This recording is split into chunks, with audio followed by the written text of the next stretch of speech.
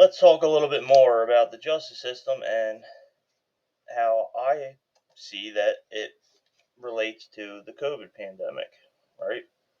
So right now we got all this political, back and forth stuff going on about ideology, political ideology, and all that, immigrants and the gay pride stuff, all that stuff that's dividing us right now. But let's look at something no one is talking about, and I don't think it's I think it's convenient that no one is ever talking about this, considering we have more people in our prison system than any other country in the world. So let's look at the justice system again. We know the treatments don't work statistically. They haven't worked ever since the prison system started booming. The numbers just keep going up and up and up. Most people who get involved in the system at a young age, most of the time because of drugs, I'd say more than 90% of the time because of drugs, they never make it out of the system. They spend their whole lives in and out of the system, relapsing, back on drugs, back in treatment, back in jail, back on drugs, back in treatment, back in jail, and we just keep spending more and more money for these same programs in different ways that don't work. Like I said, you're depending on your lawyer and public defender to, you know, guide you through the court process, and they're telling you to go back to the same treatment again that don't work. And like I said before, you're fresh out of jail, and the first thing they want you to do is go to meetings and be around other people who are using drugs, because they encourage you to come to meetings even if you're on drugs. So you wonder why people don't make it. These treatments don't work. So you have a prison system, right? It's full to the max across the nation. We're talking about Bucks County. It's full, and they just built a 3 block addition on it a couple years ago for the women now. So now they have 3 whole blocks instead of 1 small block. The jail it's huge for a county jail. So you have two or three generations of people right now in the system, from early age to older age. The older guys been in and out their whole lives. Younger guys are just getting started, whatever. But the numbers never change. Now you have a new generation coming along. A new generation of addicts, a new generation of people coming into the system. We can't just keep building more jails. So what happens then? COVID comes along. Now, in addition to that, if you look at the recidivism rate, say for Bucks County, 64.7% as of now, and these numbers are easily compromised because, for one, it's only a 2-year span. So, say somebody makes it 2 years, on the 3rd year they relapse, come back to jail. It doesn't count towards the actual recidivism rate because they made it past 2 years. Why would it be a 2-year span? That's just ridiculous.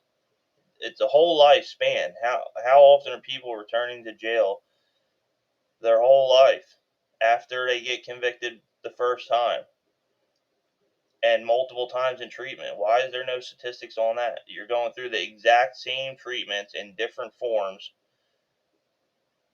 over and over again.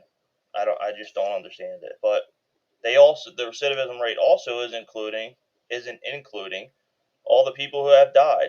And I looked at Bucks County's numbers. It was like 101 overdoses last year, overdose deaths last year. Again, that number is easily compromised, considering we live in between 2 drug-infested cities, Philly and Kensington and Trenton, New Jersey. So how many Bucks County residents went down there and were found dead and overdosed? So that number is easily compromised and made to look probably better than it is. So, like I was saying, you have multiple generations. The system's full. Next generation comes along every so often, right? 5 to 10 years, you got a new wave of 20, 30-year-olds coming through the system.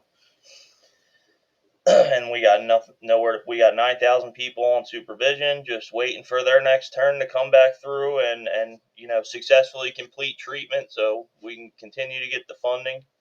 It's not about if you're successful, as long as you successfully complete the useless treatment. So during the pandemic, before the pandemic, we were in the heroin epidemic, right? What I see, we pulled out of the Middle East, even though we're blaming, Mexico and all. And even after we busted El Chapo, there was no difference on the street. But anyway, so we're in the heroin epidemic. And then we go into the pandemic hits, and all of a sudden there's no heroin on the streets anymore. The streets are flooded with fentanyl laced with tranq. Now, I know one thing. If you're a drug dealer, your intention is not to kill people. You're an illegal businessman, but a businessman. Your intention is to get people hooked so that they keep coming back and spending money with you. You're not intentionally going to make these drugs a death sentence. It makes no sense to me, right? But what does make sense is thinning the herd. They release these drugs, fentanyl, death sentence, people are dropping like flies, and they make the prison population numbers stay basically the same. They just thin the herd out to make room for the new generation. That's what I see. And now you have meth on the street. You have fentanyl with these chemicals in it that are giving people serious medical problems, like eating their skin alive. And you have meth on the streets. At least here, it's everywhere, all over the streets, and people are getting paranoid and delusional and all, which, and from what I see going on in our world right now, everyone has an excuse to be freaking paranoid right now. But of course, a stimulant is going to amplify that paranoia greatly. But what I'm seeing is now when you get arrested for drugs, well, any charge, but it's always related to drugs around here. Now you need drug treatment. You also need mental health treatment. Mental health treatment's not a complete it and be done thing. Once they get you to admit to a diagnosis and you're in mental health treatment, you just stay in it. That's it. And now you need medical treatment. Everyone that's coming in also needs medical treatments. This is all insurance billables, all funding from state and federal governments, and all insurance billables. And there's kickbacks and all that shit too, plus the taxes on all this stuff. And I don't have the numbers right in front of me, but I went over this in one of my other videos, how many treatment facilities and recovery houses and all that stuff who all get donations from the district attorney or the commissioners or whoever. They all donate to these facilities as well, and they're also turning a profit off the prison system. So if you also look at what happened during COVID, I don't think it was solely the sole purpose was about the prison industry, but considering how big of a problem this is and the fact that no one is talking about it, I'd say it's safe to say, and the numbers will show, that it has a lot to do with why they did that during COVID, or why that happened during COVID. But not the only reason. If you also look at what else happened during COVID,